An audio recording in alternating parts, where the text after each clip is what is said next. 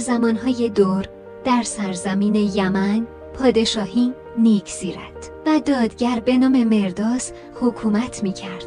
مرداس فرزندی به نام ضحاک داشت. ضحاک فردی مغرور و ناپاک بود. اهریمن که در جهان جز فتنه و آشوب کاری نداشت، قصد گمراه کردن ضحاک را کرد. اهریمن خود را به شکل مردی آراسته درآورد و نزد ضحاک رفت و به بهانه گرفتن تاج و تخت پدر ضحاک را برای کشتن پدر فریب داد. ضحاک فریب خورد، پدر را کشت و جایگاه پدر را تصاحب کرد. وقتی ضحاک پادشاه شد، اهریمن به پاس خوشخدمتی ضحاک بر شانه‌های او بوسه زد. ضحاک وقتی خواب دو اژدهای ترسناک را دید. او وقتی از خواب بیدار شد دید 2 مار بر روی شانه‌های او رویده است. از آن پس زمین تیره و تار گشت. در آن زمان در سرزمین ایران جمشید حکومت می‌کرد. او در مدت طولانی بر ایران حکومت می‌کرد. او دوران حکومت طلایی داشت. جمشید دوران پادشاهی درخشانی داشت و برای ایران شکوه و عظمت به ارمغان آورد. ایران در آن زمان در بسیاری از موارد توانمند بود. او پادشاهی بزرگ با دانش و توانمند بود، اما کم کم دچار غرور شد و این غرور او را به تباهی کشاند.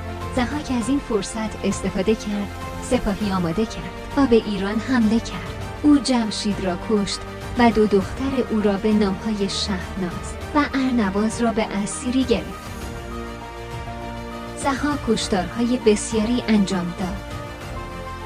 او هر روز 2 جوان را می‌کشت و مغز آنها را خوراک مارهای روی شانه‌اش می‌کرد.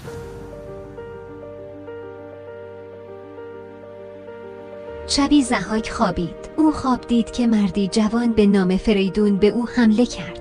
او با گرزی که در دست داشت به سر ضحاک کوبید و دست و پای او را بست. ضحاک با وحشت از خواب بیدار شد و دستور داد فریدون را بیابند. فریدون فرزند آبتین و فرانک بود. هر دو نیکسیرت بودند. آبتین نیز مانند بقیه جوانان توسط ضحاک کشته شد. فرانک از ترس جان فریدون او را نزد فردی پارسا برد و فریدون را به او سپرد. فریدون نزد آن مرد بزرگ شد و درس مردانگی و دانش و حکمت را از او آموخت. از دیگر مردانی که تحت ظلم ضحاک بود، کاوه بود. کاوه آهنگر بود. او فردی نیکسیرت، پهلوان و جوانمرد بود. او 18 فرزند داشت که 17 فرزند او توسط ضحاک کشته شدند و مغز آنها خوراک مارها شده بود.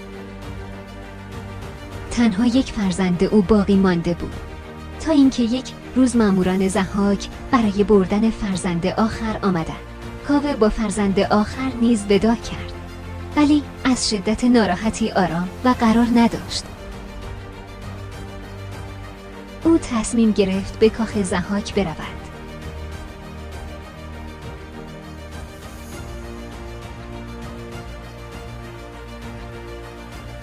فرزند کاوه به همراه جوانان دیگر در کاخ زندانی بودند. ضحاک که از اندیشه فریدون نگران بود، دستور داد که بزرگان جمع شوند و سندی را امضا کنند که در آن ضحاک را فردی دادگر و بخشنده می‌دانند. مردم از ترس جانشان مجبور به امضای این سند شدند. کاوه که به کاخ رفته بود، وقتی سند را دید خشمگین شد. کاوه بر سر ضحاک فریاد کشید که تو همه فرزندان مرا کشتی و اکنون میخواهی آخرین فرزند مرا نیز بکشی. چگونه تو میتوانی عادل باشی؟ ضحاک دستور داد فرزند کاوه را آزاد کنند تا او سند را امضا کند. فرزند کاوه آزاد شد. کاوه از قصر بیرون آمد و شروع به صحبت با مردم کرد. او با لباس آهنگری خود که از چرم ساخته شده بود، پرچمی ساخت. کاوه مردم را دور خود جمع کرد و با آنها درباره ظلم و فساد ضحاک صحبت کرد. کاوه از مردم خواست با او همراه شوند. کاوه گروهی از مردم را جمع کرد تا بر علیه ظلم ضحاک برخیزند. کاوه در حالی که پرچم قیام در دست داشت به دیدار فریدون رفت. فریدون از دیدن کاوه خوشحال شد. فریدون از برادران خود کیانوشو برمایه خواست کاوه را همراهی کند. فریدون و کاوه با سپاهی که جمع کرده بودند به جنگ با ضحاک رفتند.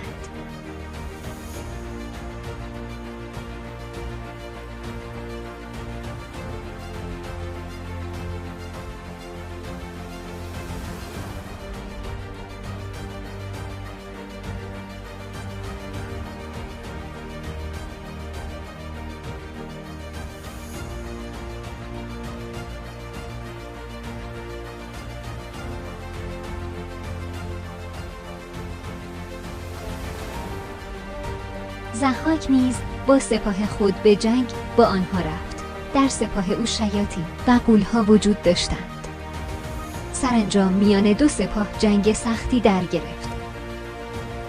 فریدون و ضحاک نیز با یکدیگر درگیر شدند. سرانجام ضحاک تسلیم شد و به دست فریدون شکست خورد. فریدون ضحاک را با زنجیر بست و در کوه دماوند زندانی کرد. ضحاک پس از سالها ظلم سرانجام برای همیشه زندانی شد. از آن پس فریدون به تخت پادشاهی نشست و سالهای سال بر ایران حکومت کرد. دوران حکومت او از بهترین دوران بود.